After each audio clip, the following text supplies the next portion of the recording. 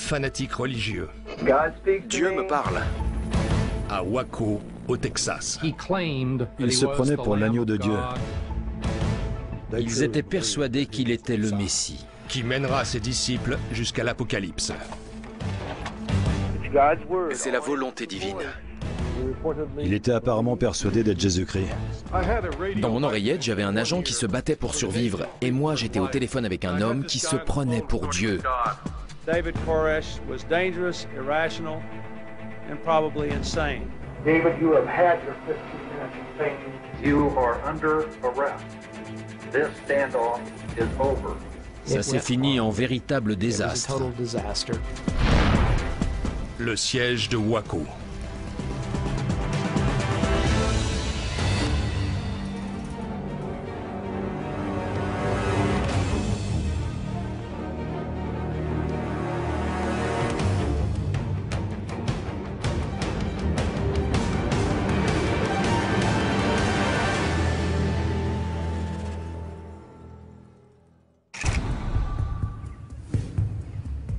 La ville de Waco au Texas est une bourgade modeste et sans problème, entourée de larges exploitations bovines. Située à mi-chemin entre Dallas et Austin, personne n'aurait pu imaginer qu'elle serait le théâtre d'un Armageddon moderne. Yes, sir. This is a FBI command post. We have a fire at the compound at Mount Carmel. Pretty good part of the entire compound is going up right now.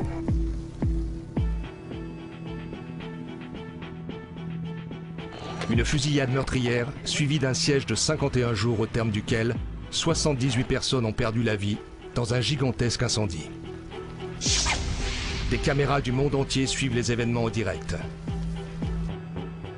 Au terme de cette tragédie, deux questions se posent.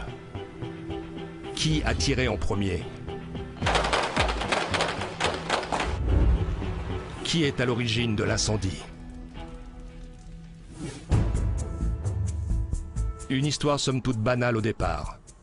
En 1935, un groupe religieux s'installe à Waco.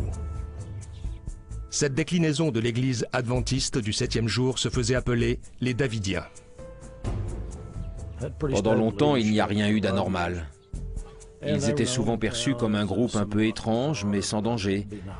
Les adeptes ne restaient qu'entre eux. Les Davidiens achètent une propriété à 16 km du centre-ville. Ils y font construire une grande résidence qu'ils appellent Mont Carmel, d'après la montagne sacrée située en Israël. Mais au début des années 80, les Davidiens accueillent un nouveau membre qui va tout faire basculer. De son vrai nom, Vernon Wayne Howell. Cet homme au charisme dévastateur réussit à convaincre les Davidiens de sa future résurrection sous la forme de Jésus-Christ. Tous commencent à lui vouer un culte et il prend le nom de David Koresh. En hébreu, Koresh signifie Cyrus, en référence à Cyrus le Grand, roi perse légendaire qui conquit jadis Babylone. Il s'est mis à exposer bon nombre de ses idées. À cet instant, je pense sincèrement que 99% des dirigeants de Mont Carmel croyaient réellement en cet homme. Ils le voyaient comme le nouveau Messie. Clive Doyle est l'un des survivants de la secte. Il reste encore aujourd'hui un fervent partisan de David Koresh. David échangeait constamment avec Dieu. Dieu m'a dit de faire ci ou ça, et nous, on acceptait. Mais pour les habitants de la région, les Davidiens ressemblent de plus en plus à une secte. L'élément le plus important au sein d'une secte, c'est avant tout son leader. Or, tous ces leaders partagent un même trait de caractère. Ils sont charismatiques. Dieu a dissimulé certaines choses dans les Écritures et celles-ci doivent être révélées et expiées avant l'Apocalypse. Koresh prêchait une philosophie apocalyptique à ses fidèles. Elle reposait avant tout sur un système de croyances qui tournait autour d'une bataille contre les légions du mal. Au sein de cette bataille, le leader était décrit comme le Messie ressuscité. Son rôle est d'interpréter les 7 sceaux qui sont mentionnés dans le livre de la Révélation. Dans ce dernier livre du Nouveau Testament, les 7 sceaux représentent l'Apocalypse, l'équivalent biblique de la fin des temps. Dans les Écritures, seul l'agneau de Dieu peut ouvrir les sceaux, et Koresh revendique ce pouvoir. En janvier 1992, d'étranges rumeurs font surface concernant ce prophète autoproclamé.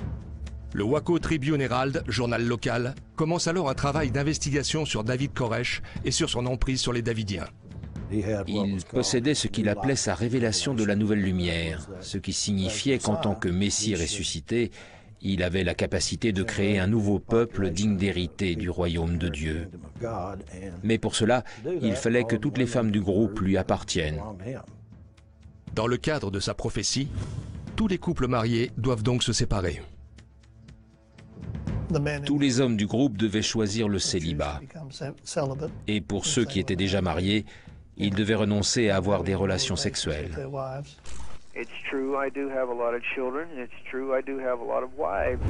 Mais Koresh ne s'arrête pas là.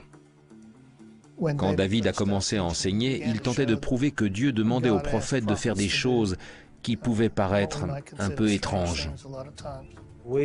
Nous savions qu'il avait agressé sexuellement des jeunes filles, dont la plus jeune avait 12 ans.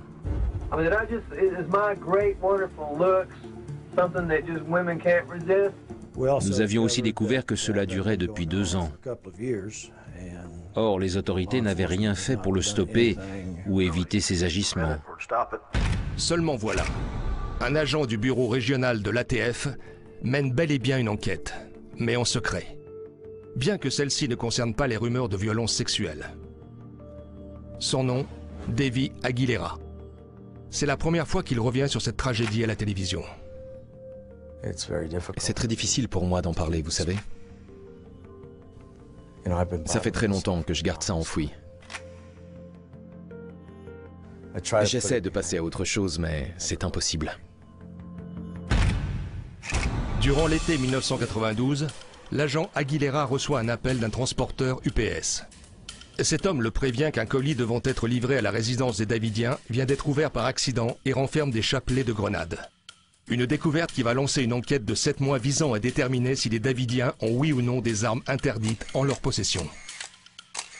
Il avait réussi à récupérer des centaines d'armes différentes. Des fusils, des pistolets, des fusils de chasse, des grenades, des lance-grenades. Il y avait près de 2 millions de cartouches et de munitions. En majorité, c'était des AR-15, une arme semi-automatique qu'il voulait transformer en fusil automatique. Or, il est interdit par la loi de posséder un fusil purement automatique. It's not against law to buy a firearm. It's not against law to buy anything that they sell at a gun show. Les Davidiens ne se rendaient pas compte que leur résidence se transformait en camp retranché. Les armes devenaient partie intégrante de leur vie. Ils avaient même commencé à suivre un entraînement paramilitaire. Ça devenait très préoccupant. À partir de là, j'ai tout fait pour rassembler suffisamment d'éléments pour l'obtention d'un mandat.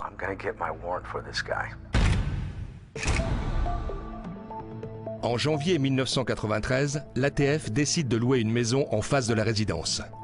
Certains agents s'infiltrent dans les rangs des fidèles en se faisant passer pour des étudiants. On avait un homme infiltré dans la secte, l'agent Robert Rodriguez. Il a réussi à rencontrer et même à communiquer avec David Koresh. Koresh ne cherche à dissimuler ni son arsenal ni ses intentions. Il n'arrêtait pas de dire « J'en ai rien à faire de ce que pense l'ATF. Je suis dans mon bon droit. Il n'y a rien d'illégal à posséder des armes. Personne ne va me dicter ce que je dois faire. » Là, ça devient dangereux. Si dès le départ, on a un système de croyance qui repose sur l'arrivée de l'Apocalypse, et qu'on y ajoute un leader prêt à mourir pour sa cause et emporter tous ses fidèles dans sa tombe, on court à la catastrophe. Si on permet à un homme d'aller au bout de sa volonté, ça ne finit jamais bien. Peu de temps après le début des opérations, David Koresh décide de ne plus quitter sa résidence, de peur d'être arrêté. On avait compris dès le début qu'on était surveillés. Après un mois de surveillance, l'agent Aguilera réussit à obtenir un mandat de perquisition pour Mont-Carmel ainsi que la garde à vue de David Koresh.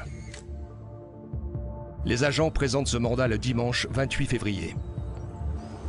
La veille, le journal Waco Tribune Herald vient de publier son enquête. Elle détaille très précisément les événements et a pour titre « Le Messie pêcheur ». L'article annonce également un raid de la police imminent.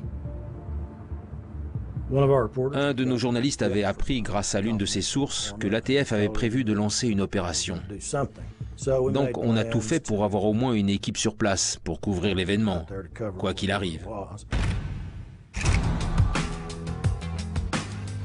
L'opération de l'ATF doit débuter par une entrée en force. Pas moins de 75 agents se dissimulent dans des remorques en vue de la descente. Comme le veut leur mandat, ils espèrent arrêter Koresh, fouiller les lieux et saisir toutes les armes. Ça aurait marché si nous n'avions pas été repérés. Malheureusement, l'opération a fuité.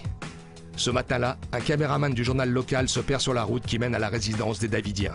Plus loin, il croise un postier et lui demande son chemin et lui dévoile que la police prépare un assaut. Manque de chance, le postier est davidien. Robert Rodriguez, infiltré au sein de la secte, se trouve dans la résidence au moment où David Koresh est prévenu. Robert a tout de suite dit « Je dois partir ». David lui a dit de rester, mais il a refusé. Il m'a expliqué par la suite qu'au moment où il a passé la porte, il ne s'attendait plus qu'à une chose, que quelqu'un lui tire une balle dans le dos. L'agent Rodriguez informe immédiatement ses supérieurs. Ils nous observent, ils savent qu'on arrive. Il faut tout arrêter. Mais le dispositif est déjà enclenché. Et dans quelques heures, la ville de Waco et le nom de David Koresh vont résonner dans tous les États-Unis. I knew that they were coming. You know, I knew they were coming before they knew they were coming.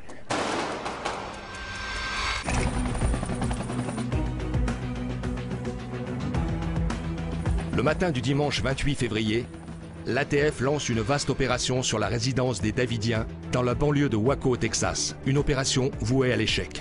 Son nom de code, Opération Showtime.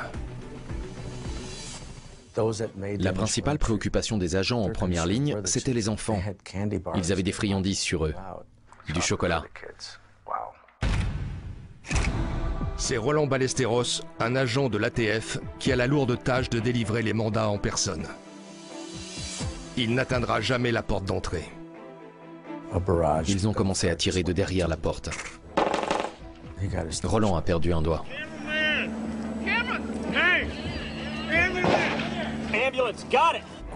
Comment ces gens pouvaient se mettre à nous tirer dessus?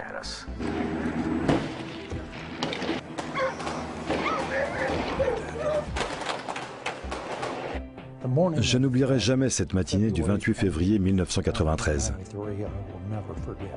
Byron Sage, un négociateur aujourd'hui à la retraite, est le premier agent du FBI sur les lieux. Il arrive 1h15 après les premiers coups de feu. Je suis arrivé peu après 11h du matin. Les tirs fusaient encore de partout, c'était assez impressionnant.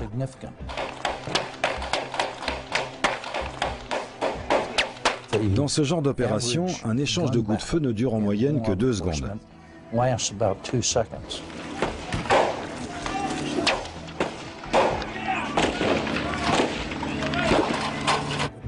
Alors que là, la fusillade durait déjà depuis au moins une bonne heure.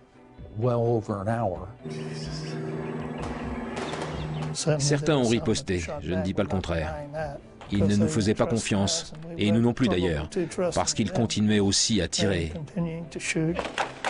Les balles fusaient de tous les côtés de la résidence. L'agent du FBI, Bob Ricks, est mandaté par le gouvernement pour mettre un terme au blocus. À son arrivée, les agents de la brigade ATF sont sous le choc. Ils avaient l'air désespérés, complètement abattus, totalement découragés. Ils venaient de passer une journée atroce et avaient été forcés de battre en retraite et de quitter les lieux de la fusillade. Notre priorité était avant tout de stopper tout excès de violence. Il fallait éviter des réactions émotionnelles. Alors que des tirs continuent d'être échangés, Gene Cavano, un agent de l'ATF, est déjà en communication téléphonique avec les Davidiens et demande un cessez-le-feu. Les balles fusaient de partout. On avait tellement d'agents blessés qui se tenaient au milieu de la fusillade. J'ai appelé la résidence et c'est Steve Schneider qui a décroché. Steve Schneider était le bras droit de David Koresh. Il s'est mis à hurler au téléphone que nous n'avions pas le droit d'être ici et que nous devions évacuer les lieux immédiatement. J'essayais de rester calme. Et je lui disais, « Steven, il faut qu'on parle. Il faut qu'on trouve une solution. » Stoppez la fusillade. Il y a des morts et des blessés. Jim Cavanaugh se retrouve rapidement en communication avec David Koresh. Tout va bien si vous et moi on peut échanger, c'est le plus important. Parce que vous aimez ces gens, vous êtes quelqu'un de sincère et d'honnête. Oui, bien sûr, voilà. Dans mon oreillette, j'avais un agent qui se battait pour survivre. Et moi, j'étais au téléphone avec un homme qui se prenait pour Dieu. Checking now our top stories on Prime News. In Waco, Texas, at least 4 federal agents are dead and 14 are injured in a shootout with members of a religious cult. Les négociateurs n'obtiennent un cessez-le-feu qu'au bout de 2 heures et demie. Dès lors, l'équipe de l'ATF n'a plus qu'à ramasser ses victimes tout autour de la maison. Le bilan est terrible. La scène ressemble à un champ de bataille. Quand je suis arrivé sur les lieux, l'atmosphère était extrêmement tendue. C'était la désolation. Quelques heures plus tard, des dizaines d'agents du FBI débarquent sur les lieux. L'agent Randy Parsons a été spécialement dépêché de Washington. Ses collègues et lui ne sont pas là que pour assister les opérations. Le FBI prend le relais. Mais ce n'est pas de gaieté de cœur. La situation était particulièrement délicate parce qu'à l'ATF, les pertes étaient très lourdes. C'étaient leurs hommes sur le terrain. Ils ont vu leurs propres agents mourir sous les balles des Davidiens. Très vite, on leur annonçait que c'était nous qui prenions les commandes de l'opération. Ça a été un vrai coup dur pour eux. À ce moment-là, c'était vraiment devenu personnel. Beaucoup de frustration. Pour moi, c'était un peu comme si tout d'un coup, ils débarquaient de nulle part en disant « Allez, on prend le relais, merci beaucoup ». Mais c'était la meilleure chose à faire puisqu'il est impossible de savoir ce qu'on aurait été capable après ce que nous venions de vivre.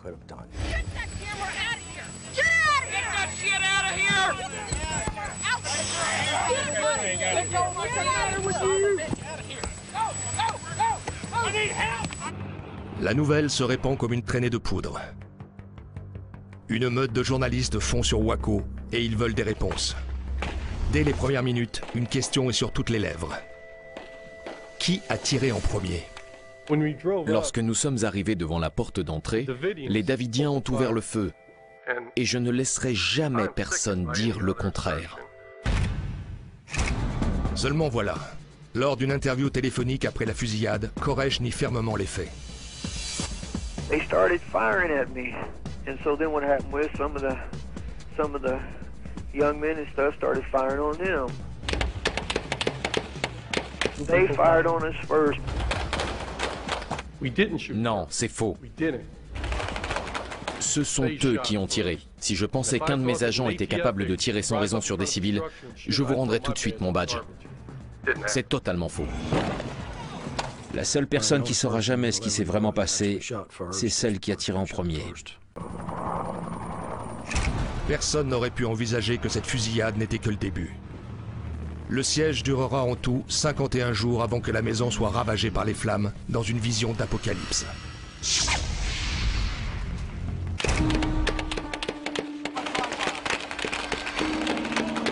À l'heure du bilan, l'atmosphère est pesante.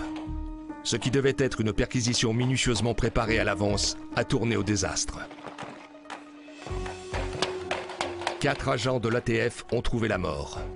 16 autres sont blessés et il est impossible de connaître le nombre de victimes de la communauté davidienne, ni de savoir si Koresh est toujours en vie. At this hour, FBI agents are negotiating with the cult leader. He reportedly believes he is Jesus Christ. Mr. Koresh, how are you doing? Third of Midland. I understand you've been wounded. Would you describe your condition? Weakening. Are you shot, sir? Yes, I am. On a pu rapidement communiquer avec lui. Il adorait s'écouter parler. How's God going to talk to me in the latter days? So there'll be no excuses.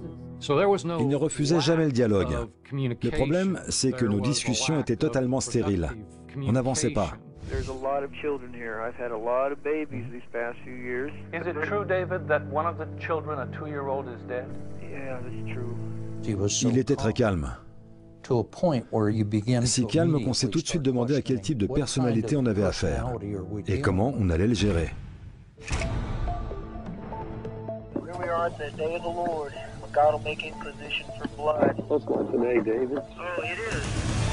À l'intérieur, les Davidiens ont assez de vivres pour tenir jusqu'au bout. En plus de leur arsenal, ils ont stocké des MRE, des rations militaires prêtes à l'emploi. On a vite compris que nous avions affaire à plus d'une centaine d'individus retranchés dans une véritable fortification. Ces personnes n'étaient pas ici contre leur gré.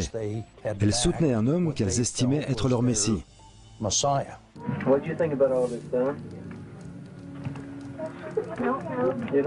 La priorité numéro 1 du FBI est évidemment de faire sortir les enfants indemnes.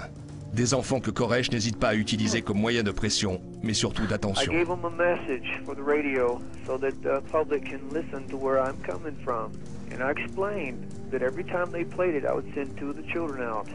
Les radios passent le message plusieurs fois dans les heures qui suivent. And remember, the most fearful warning ever given to man in Scripture is the warning found in Revelation 22. Dès la fin de l'après-midi, on a commencé à faire sortir des enfants. Dans les jours qui suivent, David Koresh relâche plus d'une dizaine d'enfants accompagnés de quelques adultes. Mais le blocus continue. Le troisième jour, Koresh conclut un second accord avec les négociateurs. S'ils acceptent de diffuser un sermon d'1 heure sur les chaînes nationales, il se rendra dans le calme avec tous ses fidèles.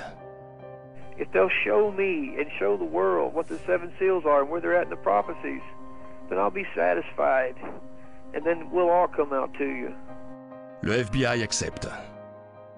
Le sermon a été diffusé dans l'après-midi autour de 15 heures. Il a duré environ 1 heure, puis on a commencé à attendre ce qu'il nous avait promis.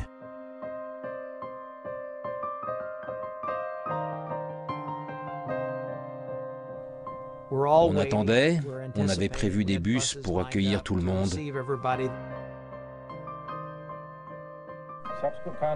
David Koresh nous a informé qu'il avait reçu un message de Dieu lui demandant d'attendre. Les autorités comprennent à cet instant que c'est bien lui qui dirige les opérations.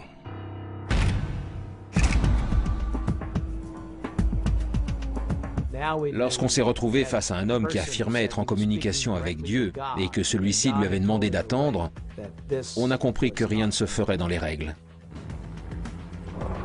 C'est à cet instant précis qu'on a commencé à voir apparaître au grand jour ses talents de manipulateur, tout son côté retors. Toute cette belle honnêteté qu'il nous avait affichée n'était en fait qu'une façade, des promesses en l'air.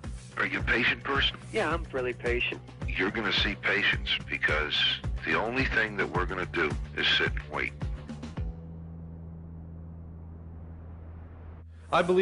Je pense que c'était notre dernière chance de réussir à le faire sortir. Il était épuisé, blessé, il souffrait. Cela faisait 3 jours que l'on négociait avec lui, c'était notre seule chance. Mais au dernier moment, il a changé d'avis.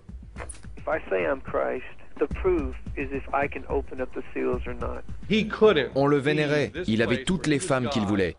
Il ne pouvait pas se résoudre à abandonner tout ça pour la prison. Il s'est moqué de nous, il s'est joué de nous.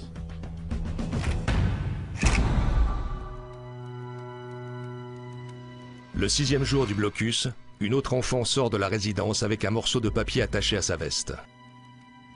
Sur le papier, il est écrit « Une fois que les enfants seront sortis, les adultes mourront. » C'est la dernière qu'on a sauvée. 21 en tout. Et je ne remercierai jamais assez le ciel de nous avoir permis d'épargner la vie de ces pauvres enfants.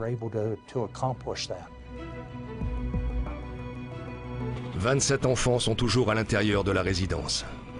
On a insisté encore et encore. Mais il a fini par se mettre en colère. Il a coupé court à toute communication avec les négociateurs. Il criait « Vous ne comprenez pas, ces 27 enfants sont mes enfants. Ils ne sortiront jamais. » C'était le début de l'Armageddon. Tension is high in Waco, Texas. 4 federal agents and at least 10 cult members are dead.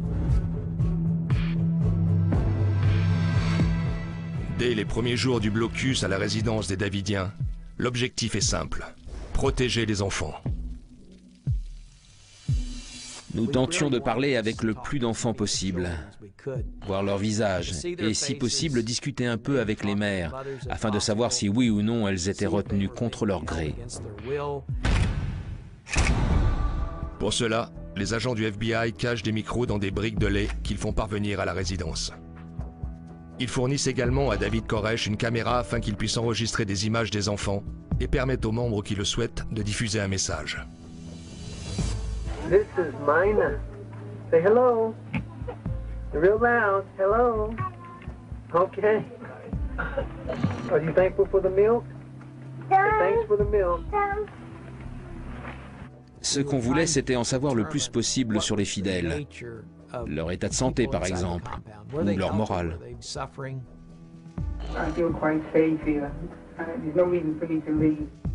On a très vite compris que ces personnes provenaient de toutes les couches de la société. Certains d'entre eux avaient même fait de hautes études.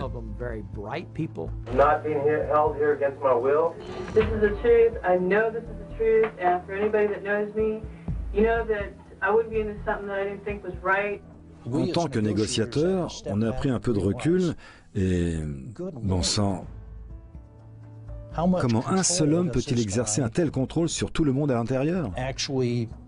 On s'en était pas rendu compte au début.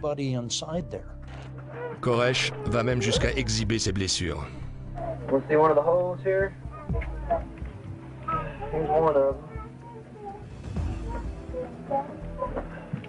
That look nice? It's kind of painful. Oh, it ain't nothing, tough guy like me.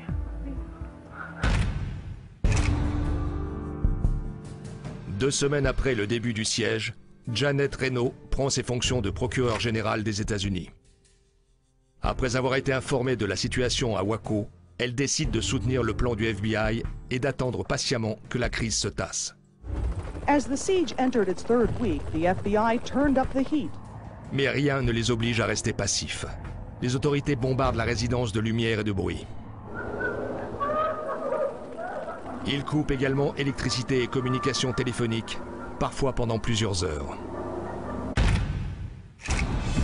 Cette étape, elle aussi, va être décisive.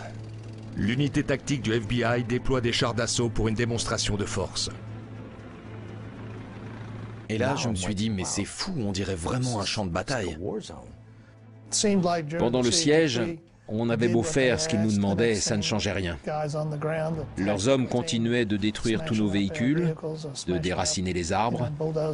On suivait leurs ordres à la lettre et pourtant, ils continuaient de nous malmener, encore et encore. Alors que la tension continue de monter, la presse du monde entier suit les événements minute par minute. L'affaire attire aussi bien les partisans des armes à feu qu'une foule de curieux. Parmi les manifestants, un ancien militaire déchu du nom de Timothy McVeigh. 2 ans plus tard, il posera une bombe dans un bâtiment fédéral d'Oklahoma City. Il expliquera qu'il a organisé cet attentat en réponse aux agissements du gouvernement à Waco. Après 16 jours de siège, David Koresh accepte que 2 de ses fidèles rencontrent les négociateurs présents sur place en face à face. Il avait choisi d'envoyer Steve Schneider, son bras droit, accompagné d'un homme appelé Wayne Martin. Ce dernier était leur avocat. Il avait étudié à Harvard.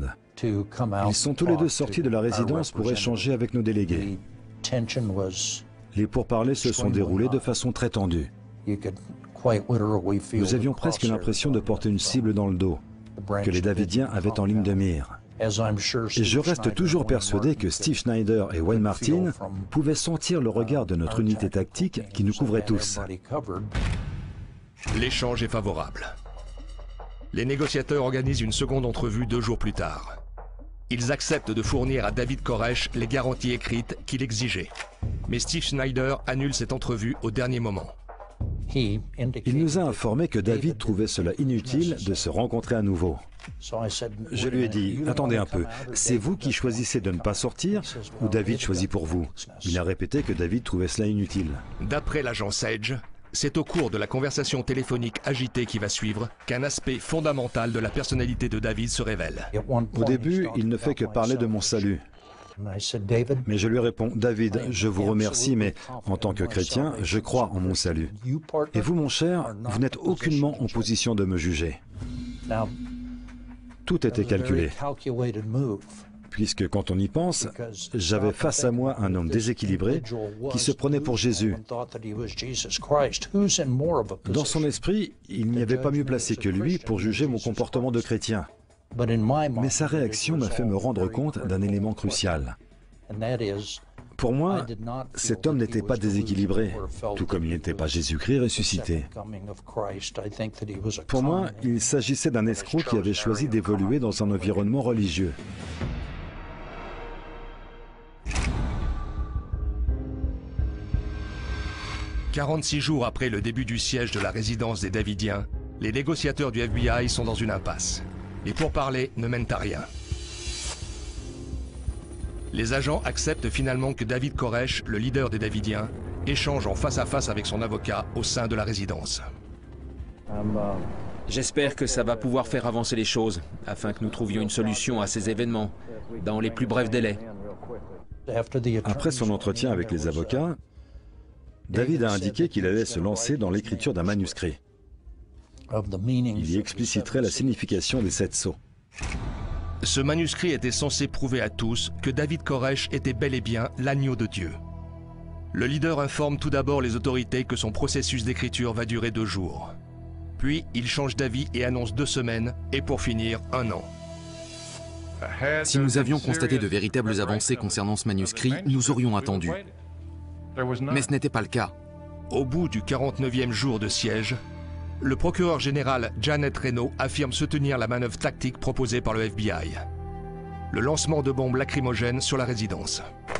Je soutiens cette action et j'en assume toute la responsabilité. J'ai conseillé le président, mais les détails ont été revus par lui seul. Cette étape est à nouveau décisive. Janet Reno choisit de laisser le FBI libre de choisir la date de l'assaut. Pendant 27 jours, personne n'a été relâché. La rhétorique de David Koresh devenait chaque jour plus violente.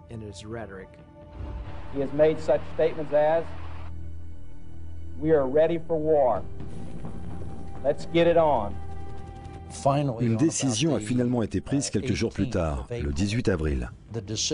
Nous avions assez repoussé cette offensive. Nous avions assez entendu de mensonges fallacieux de la part des membres de la secte. Il était grand temps de lancer notre nouvelle tactique, une bonne fois pour toutes. Le 51e jour du siège de Waco, le FBI décide de lancer un assaut ayant pour objectif de mettre fin au blocus. À l'attention de David Koresh et des individus présents dans la résidence des Davidiens, nous vous informons que nous plaçons du gaz lacrymogène dans les bâtiments.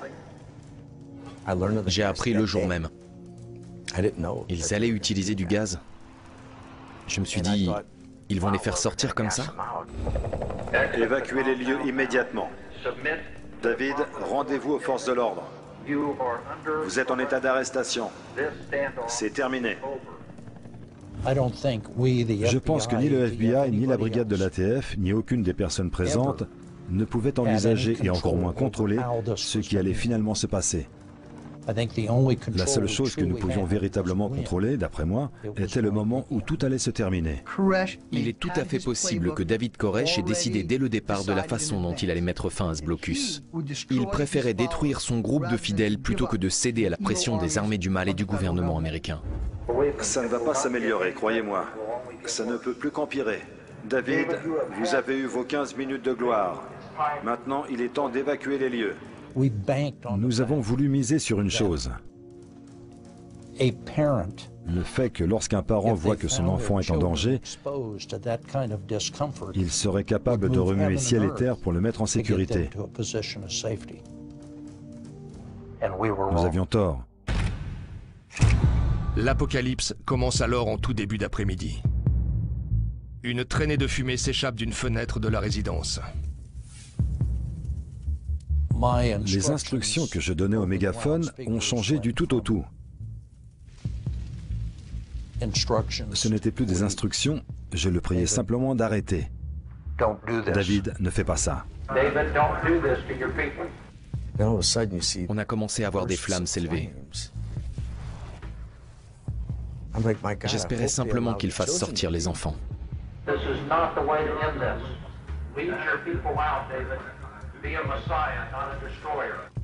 Je n'oublierai jamais la première chose à laquelle j'ai pensé quand j'ai commencé à voir ces flammes s'élever des bâtiments.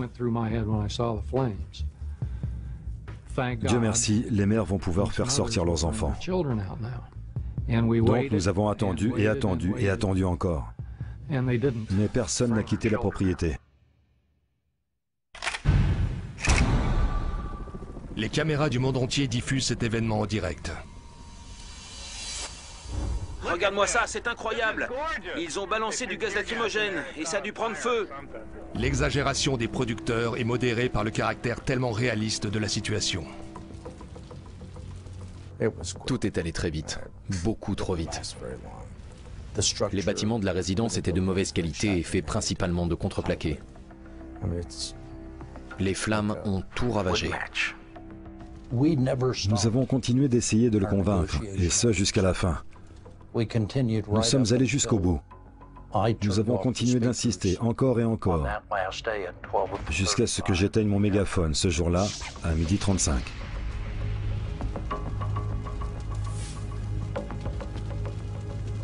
Tout le monde pleurait. Chacun repensait aux enfants. Nous savions qui ils étaient, nous les avions vus. Nous avions passé tout notre temps à essayer de les sauver. Et tous nos efforts sont restés vains. Nous savions qu'ils étaient en train de mourir à l'intérieur et nous ne pouvions plus rien faire.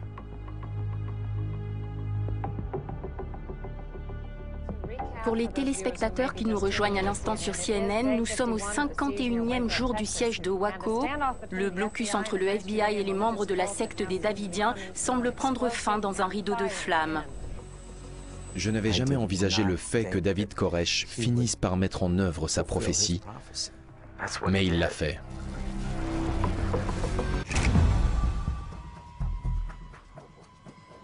Le 19 avril 1993, le siège de Waco prend fin de façon apocalyptique.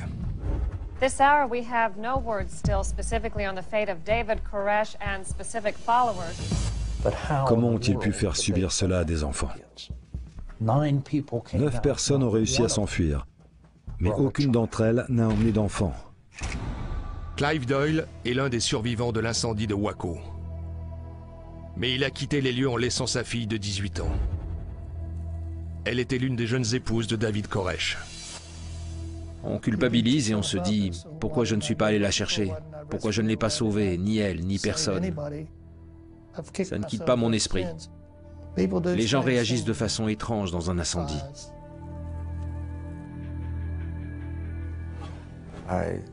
Je n'étais pas seulement choqué, j'étais surtout horrifié de savoir que des femmes et des enfants étaient morts dans cet incendie. C'est là que j'ai commencé à me poser des questions. Comment est-ce arrivé? Qui est à l'origine de l'incendie? L'opinion publique était quasiment persuadée que le FBI était à l'origine de la fusillade et avait tiré sur ces civils, et que les agents avaient également démarré l'incendie. Je ne dis pas que le FBI a fait un travail parfait, ni même que l'ATF a fait un travail parfait. Mais nous n'avons ni démarré d'incendie criminel, ni assassiné de civils. Les photographies infrarouges prises par des hélicoptères survolant la zone montrent que les bâtiments ont pris feu à 3 endroits différents. Toutes nos informations prouvent que les feux ont été allumés à l'intérieur de la résidence, vraisemblablement par des membres de la secte de David Koresh. 9 adultes du groupe des Davidiens ont réussi à s'échapper ce jour-là. Et sur ces 9 personnes, 7 possédaient des traces de combustible sur leurs vêtements. Je ne sais absolument pas si quelqu'un a délibérément mis feu à ces bâtiments, mais finalement, même si effectivement ça avait été le cas, qui en est responsable? Est-ce de notre faute parce que nous étions prêts à mourir? Ou est-ce la faute du FBI d'avoir nargué David?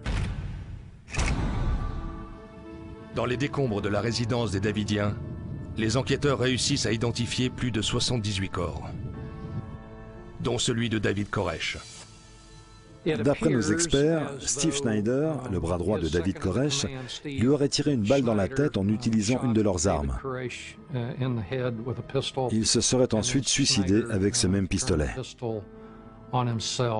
La plupart des enfants présents ont également été exécutés. Certains se sont fait tirer dessus, d'autres ont été battus à mort, d'autres ont été poignardés. Il était inenvisageable pour David Koresh de quitter sa résidence en se pliant à nos instructions. Tout cela était voué à l'échec dès le départ. À l'origine, cette résidence était connue sous le nom de Ranch Apocalypse. Comme si, avec ce patronyme, elle était destinée à être balayée par les flammes.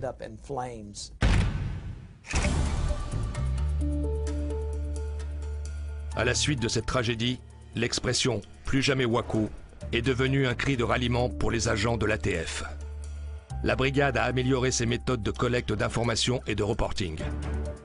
Sa politique de décision concernant les incidents sur le terrain a également évolué. Le FBI a changé lui aussi.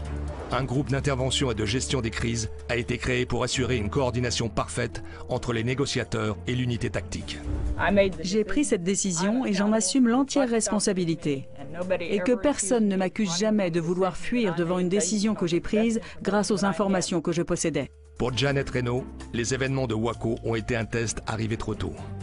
Malgré de nombreuses critiques concernant sa prise de décision, elle est restée en fonction jusqu'en 2001.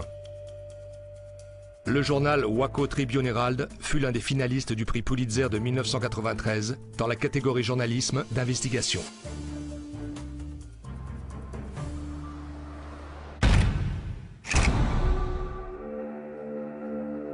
Aujourd'hui, on compte 3 monuments aux morts dans la banlieue de Waco. L'un en mémoire des personnes tuées dans l'attentat d'Oklahoma en 1995. Le second a été construit pour les 78 Davidiens morts en ce terrible jour d'avril 1993. Le troisième monument est le plus petit, mais il rappelle les noms des 4 agents de l'ATF morts lors de la fusillade du 28 février 1993. Robert John Williams, Todd McKeon, Steve Willis et Conway le Bleu. Ce sont des héros. Lorsque j'entends les airs des clairons ou des cornemuses, je fonds en larmes. J'emporterai cela dans ma tombe.